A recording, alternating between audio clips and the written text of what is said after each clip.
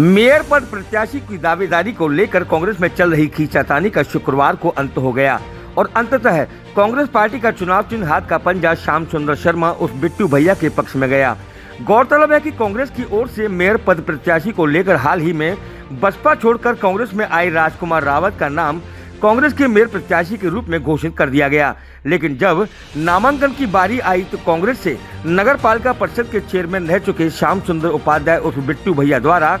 एक दिन पहले ही कांग्रेस के मेयर प्रत्याशी के रूप में नामांकन कर दिया गया, जिसका पता लगते ही कांग्रेस के दूसरे धड़े में खलबली मच गई। उधर रिटर्निंग ऑफिसर द्वारा जब श्याम सुंदर उपाध्याय को ही अधिकृत प्रत्याशी घोषित किया गया तो राजकुमार रावत की ओर से माननीय न्यायालय में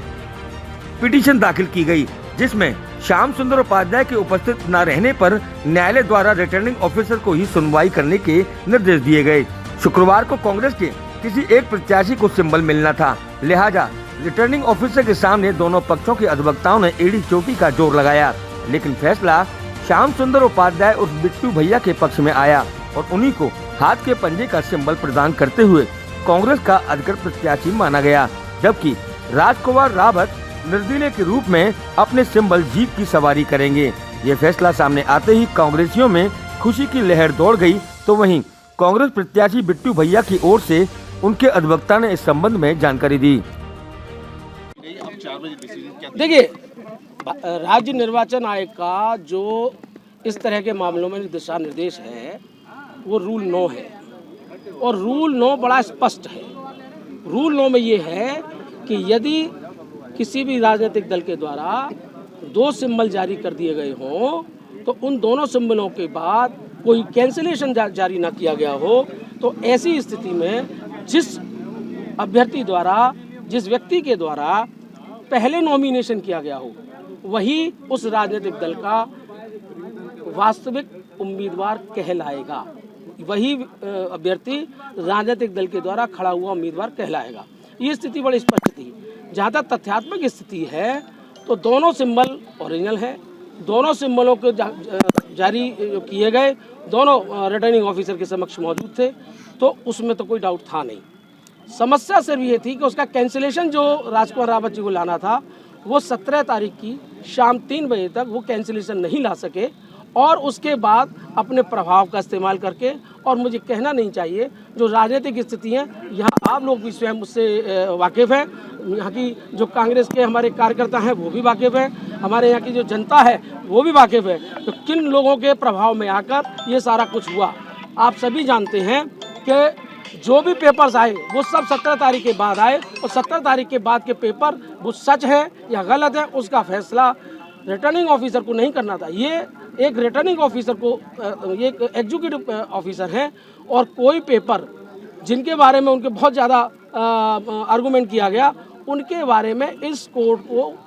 रिटर्निंग ऑफिसर को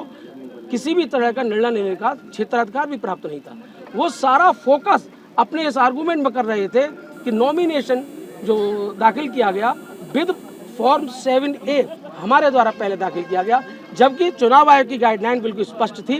कि मात्र नॉमिनेशन फाइल किसने पहले किया ये देखा जाना है, क्योंकि फॉर्म 7A जो एक अधिकृत पत्र होता है किसी भी राजनीतिक दल के प्रत्याशी के तौर पर, वो पूरे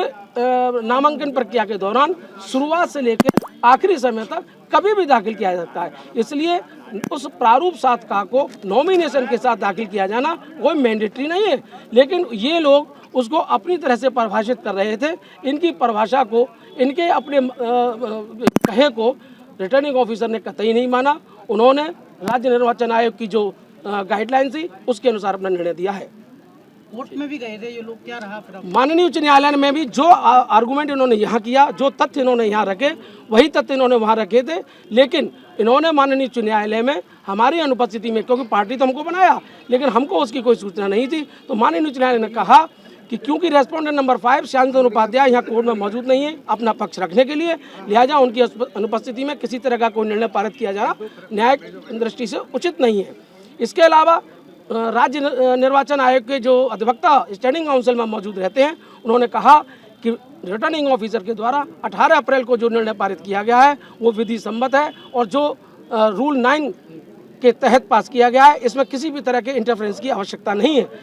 बावजूद इसके इनके अधिवक्ताओं के द्वारा ये पक्ष रखा गया कि कुछ चीज़ें जो हमने रिटर्निंग ऑफिसर के समक्ष 18 तारीख को रखी गई थी उनको ओवरसाइट किया गया है, उनको हमारा पक्ष रिटर्निंग ऑफिसर को सुनना चाहिए थे, जो नहीं सुना गया है। चूंकि एक रिट फाइल की गई थी, माननीय उच्च न्यायालय ने इनके गलत आर्गूमेंट को भी ध्यान में रखते हुए कि शायद ऐसा हुआ हो, उन्होंने कहा कि आप उन्हें रिटर्निंग ऑफिसर के पास जाएं और जो यहाँ कह रहे हैं उसको रखें, और रिटर्निंग ऑफिसर को यह आदेश किया कि इनके द्वारा जो पिटीशन में तथ्य रखे गए हैं उनको एक बार और सुन लें और तदनुसार उस पर